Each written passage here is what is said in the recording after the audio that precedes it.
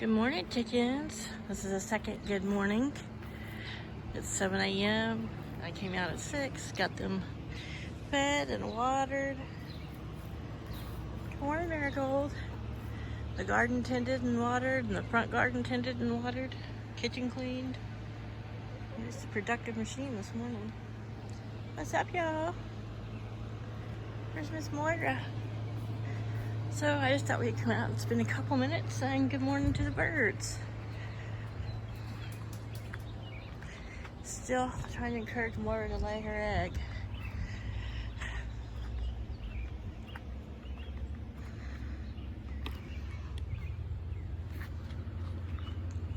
Sorry, I was moving my watering can. Good morning, Miss Moira. She's like, you already said good morning, Mom. Good morning, laddie. Oh, gosh. Good morning, Cosmo. Pretty boy. Yeah, we got Lily and Zin Zin up there. Lily's going, I'm gonna have a protein-packed breakfast with some bugs.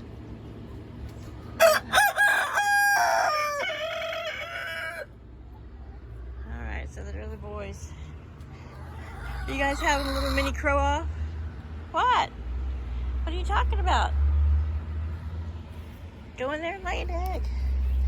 I keep looking around a couple times a day to make sure she's not laying in a weird place. What's up, handsome?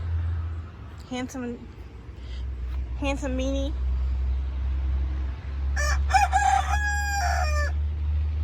Good job, Cosmo. Here's the promise. Silver lace Wyandotte, Kiva. On the left is Neve, on the right is Kiva, Luna, Ladiru. Tell the Brahmas apart. You can see more patterning here on the left in the tail. I don't know if you can see through here.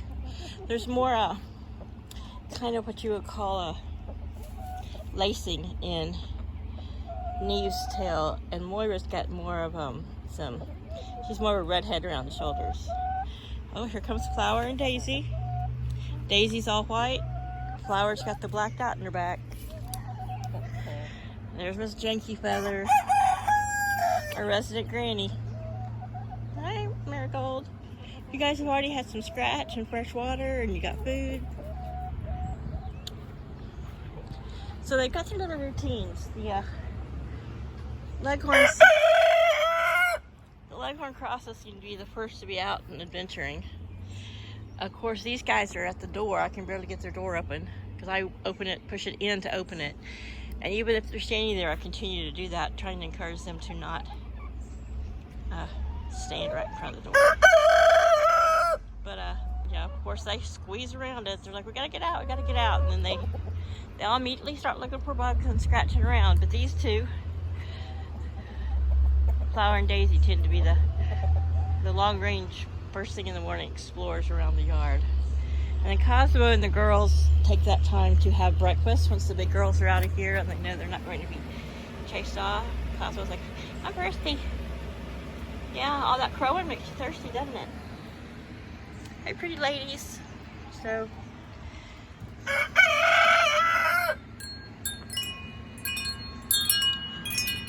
it's gonna be supposed to be a sunny day, maybe some sporadic clouds. I think our high today is supposed to be 88 or no 91, up into the 90s, I think. And so I'm sure we'll have triple-digit heat index. We're supposed to be pretty warm this week and then not get any more rain till maybe Thursday or Friday.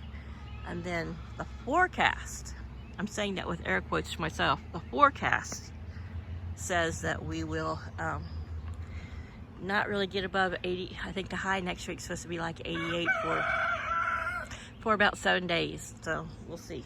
That would be great. I mean, though we'll probably still, last time it was 88, 89 during the day, we were still like at 102 at a heat index, but it's better than it being 98 with, 110 heat index. Shut your pie hole. Yeah. Why do you have to do this whenever I'm filming? What is it with you? Huh?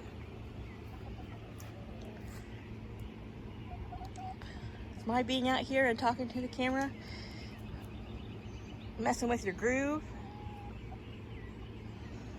Yeah? So I did a little of the push mowing last night, but and it's doing great with my little mechanical push mower. I've just really got to get a morning that Paul can come out here and get these other 2 posts in.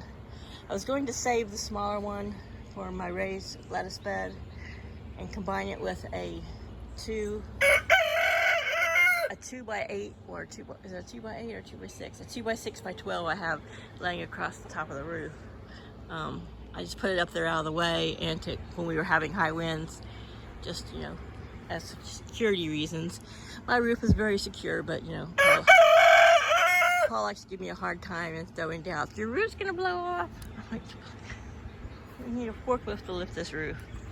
But anywho, so I want to go ahead and get this pole in.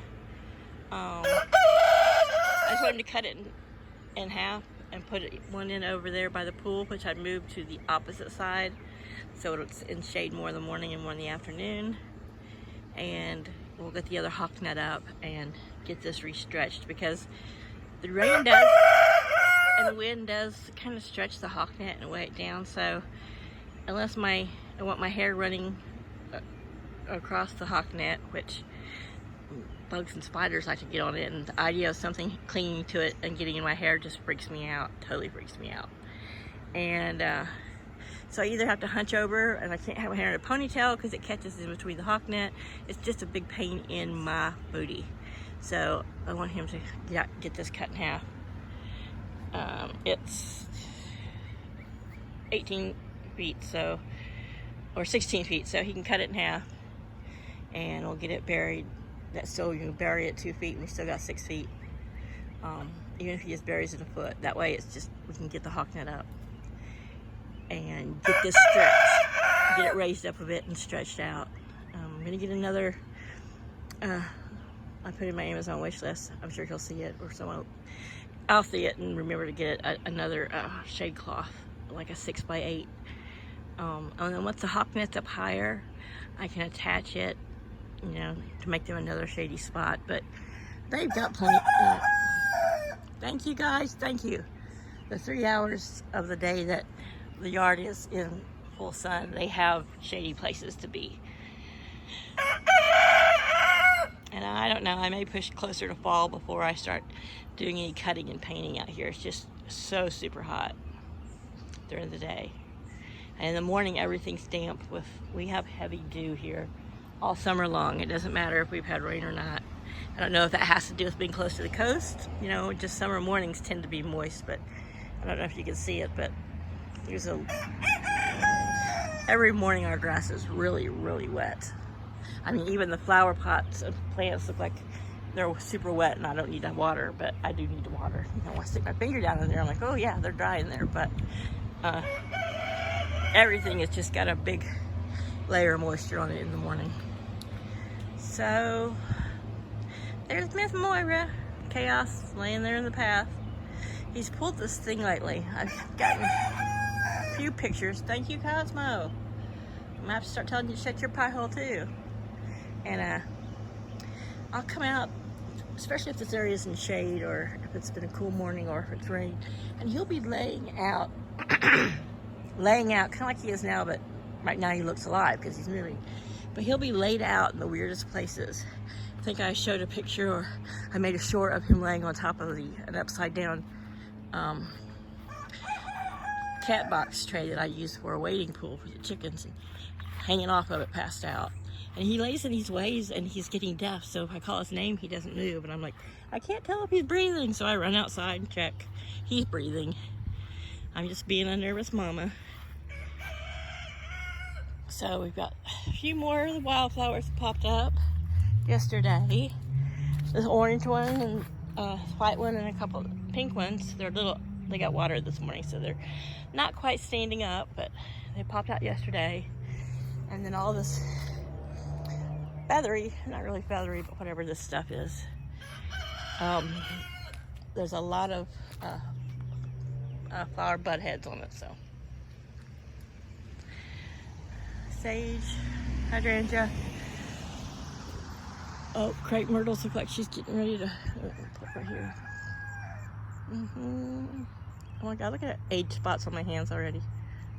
She's gonna be blooming soon. Had first lily yesterday. You just walked out the front door. Here to my right. Camera's too zoomed in. On my right of this video is the west, and you can tell that that's the east. But there was a westerly wind, and as soon as you walked out the front door, that one lily was just blowing its fragrance towards the house.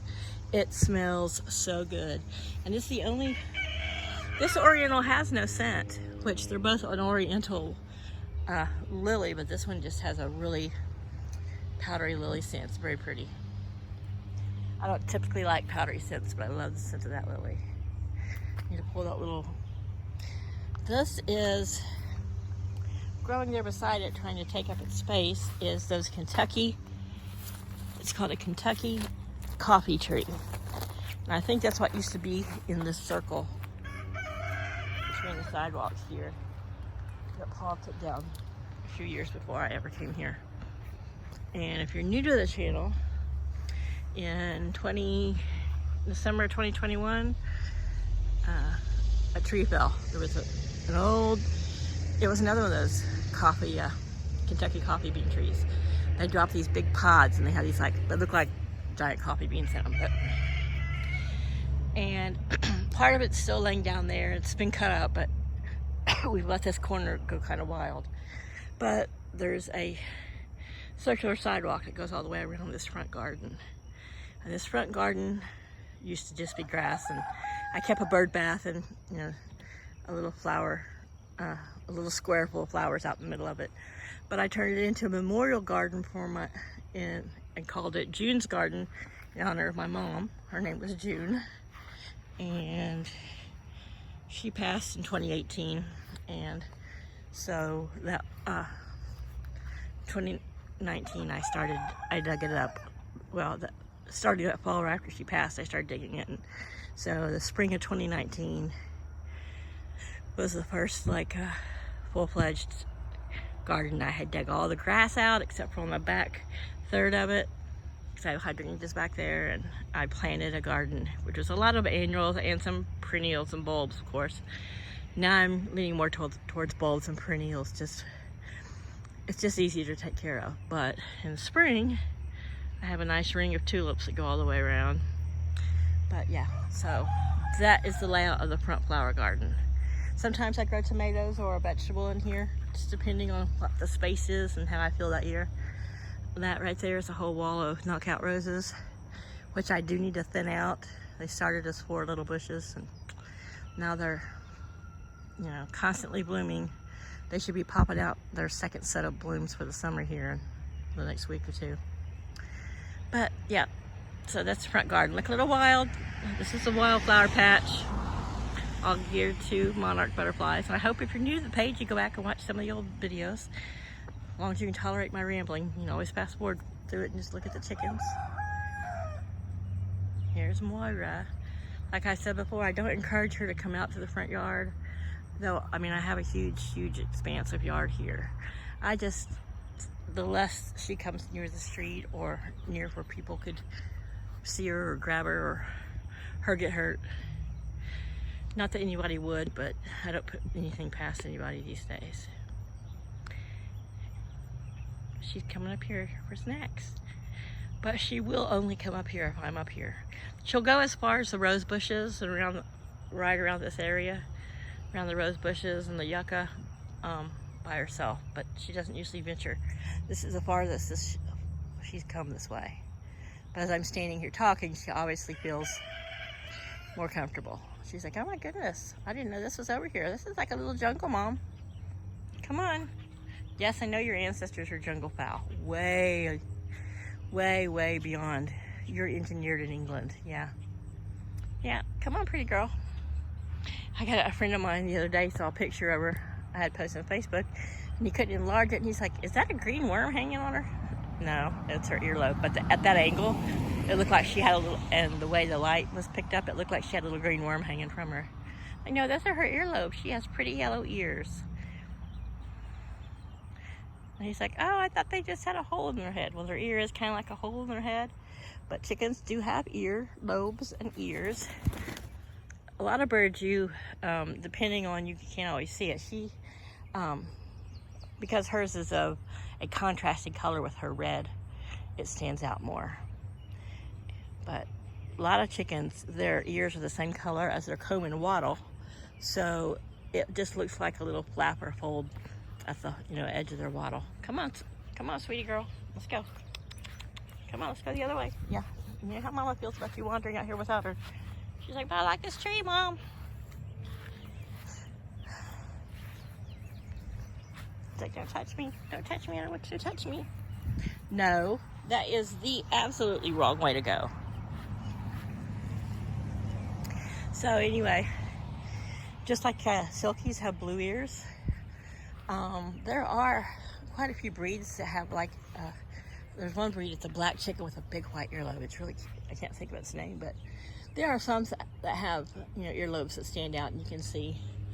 But most of the time it just kind of blends in with the edge of their wattle, between their wattle and comb, and most people don't realize what they're seeing.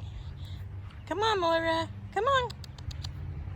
She's better at following me than me hurting her, pushing her. Come on. We talk about this driveway here. Mama calls this the River Styx. Yeah, you can cross it, you're dead. Come on. That's why I'm trying to teach her that going that way without me. Like teaching her kid, don't cross the street without Mom. I don't want her to cross the driveway without me. And this area stays, well, this is the 7 a.m. shading of the yard, and the sun smiled this morning. And sweetie, why haven't you laid your egg yet? I want to see your beautiful blue egg. I figure the Easter eggers, well, Zen is being a little bit better about setting for a Cosmo. I think we'll probably be getting an Easter egg here soon. I'm still getting some small brown pullet eggs, and I'm pretty sure those are the leghorn crosses. I'm not sure, because Lily is a barnyard mix, she could lay from anywhere from 20 to 30 weeks. So Lily, the one that hangs out with Cosmo and Zen, should be getting pretty close to laying too, but she's still kind of small. And like I said, I walk the yard a couple times a day looking for any place she might deposit an egg, but there's nowhere that she really sits very long. If she wants to just set or roost, she gets up in her little coop, or if it's really hot, she'll set under this bush right here by the corner of the house. But pretty girl. She's been very talky, so a lot of times they start really talking, especially right before they're gonna lay. So we'll see. Mama's being patient. I know I don't sound patient, but I am being patient. So I've tried this nest box up high on its side. I've tried it setting up just like a half barrel where she could jump on top of it and jump down in it. Now I've got it kind of at an angle. I have one of the plastic eggs up there, so that gives her an idea of what I want her to do there. If she lays anywhere in there, I will be happy. I don't care where. She just lays it in the middle of the little coop. But she's really good about staying out here around chaos and around the coop, and that makes me happy, because they are a free-ranging breed, and that's where they excel at free-ranging. So I just don't want her to free range anywhere I don't want her to go. You're free, but you're not that free, sweetheart. But yeah, it's pretty still out here this morning. Let's turn your fan back on. So yeah, yesterday my oops, that's lovely. Just took it off its base.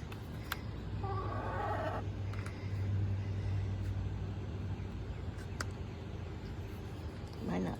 There it is. So, oops. We'll just put this camera on her for the minute while I put her. Sorry, I know. Thank God I didn't go into cinematography. Try to get my tripod to stand up. Sorry about that. In trying to set up my tripod while I mess with this fan, that I knocked down, I managed to turn off the camera. So she was up in here. When she's up in here, I try to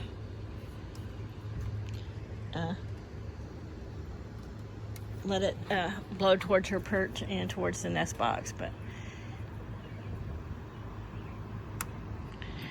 she got out because I cursed, not at her, but I cursed at myself for turning the camera off. There's Chaos is back. So I'm gonna go in. This has been 20 minutes of me rambling and saying morning to the chickens and just, hi Cosmo. There's Insulin and Lily. Having a little snack out of the green bowl, which is the same stuff that's in the black bowl that hangs over there. I highly recommend these. Called a mineral feeder for goats, and you can get many kind of the two-chambered little feeders like that. They're pretty cheap on Amazon, and they are awesome. The chickens love it. I needed something that would be kind of deep for Laddie to be able to eat with his crooked beak, and you know, it's got two sides so several chickens can eat at one time. And they seem to be happy. I have it up out of the rain, so I don't have to worry about water standing. But you know, they can eat on that for a couple days. They do have their feeder out here, and I keep it with, it has feed in it, and they do little random drive-by, have a snack, keep going. But they've got plenty of grass and bugs and stuff to scratch up out here. All right, you keep an eye on Moira this morning. Mom's going in to have a Red Bull and then some breakfast eventually. All right, you guys have a great afternoon.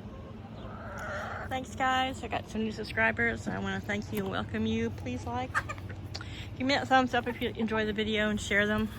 I really want this channel to grow. I'm not the best at promoting it and pushing it. Just, it's something that's, well, sometimes I feel like I just want to quit because I'm horrible, and you know, my goal is to get to a point where it'll monetize and run some ads, and that will help me support me and my chickens. Well, not really me, but just help support the chickens, because chicken keeping doesn't have to be super pricey, but you know, there is cost involved. So anyway, but just like and share my videos. That's what's most important. Just, you know, help me out that way. Anybody else that likes to look at chickens and hear weird middle-aged women ramble about them, please just send them my way. And I appreciate you all, and thank you so much. And I hope you all have a great afternoon.